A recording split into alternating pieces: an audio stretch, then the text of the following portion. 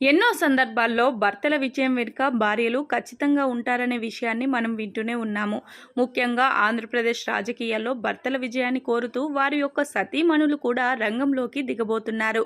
YS Jaganmohan Reddy విజయాన్ని కోరుకుంటూ ఆయన భార్య వైఎస్ భారతిరెడ్డి పులివెందలలో మకాం వేశారు. పులివెందలలో జగన్ విజయం కోరుతూ ప్రచారం చేయడానికి సిద్ధమైనట్లుగా తెలుస్తుంది వైఎస్ భారతి.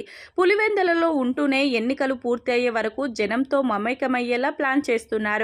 అలాగే మాజీ సీఎం టీడీపీ అధినేత చంద్రబాబు నాయుడు భార్య నారా భువనేశ్వర్ కూడా తన భర్త విజయం కోసం చంద్రబాబు తరపున కుప్పంలో పర్యటించి నామినేషన్ పత్రాలను కూడా దాఖలు చేయబోతున్నట్లు తెలుస్తుంది.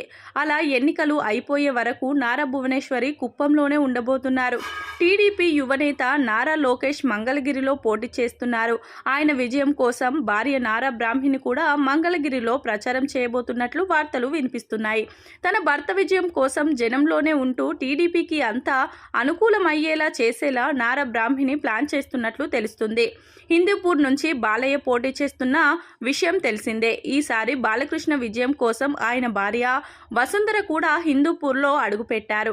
తన భర్త వెంటనే ఉంటూ బాలయ్య గెలుపు కోసం వసుంధర చాలా కృషి చేస్తున్నట్లు తెలుస్తుంది. అయితే ఈసారి ఎన్నికలు చాలా రసవత్తంగా ఉంటున్న తరుణంలో ఖచ్చితంగా తమ భర్తల విజయాలను చూడాలని ఎవరికి వారు తాపత్రయపడుతున్నారు.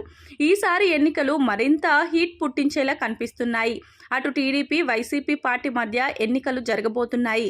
ఇలా భర్తల కోసం భార్యలు ప్రచారం చేయడం ప్రత్యేకంగా అనిపిస్తుందంటూ పలువురు కార్యకర్తలు కూడా తెలియజేస్తున్నారు. మరి వీరి నలుగురిలో ఎవరు ఎలాంటి విజయాన్ని అందుకుంటారో చూడాలి.